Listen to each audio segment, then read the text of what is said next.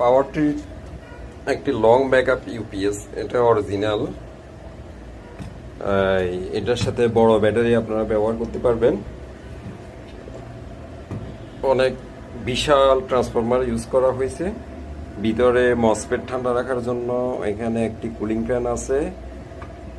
সার্কিটে কোনো ধরনের রিপেয়ারিং হয় নাই, সব কিছু একদম অরিজিনাল আছে আপনার। আর পিছনে আরও একটি কুলিং ফ্যান আছে, এটা হচ্ছে 1000 VA।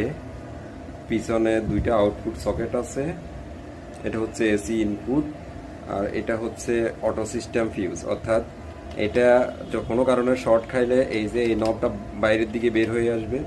এটা হচ্ছে ডিসি পাওয়ার ইনপুটের জন্য এই কেবলটা, এই কানেক্টরটা দেওয়া থাকবে, এটা এখানে ঢুকাই দিতে হবে। এই যে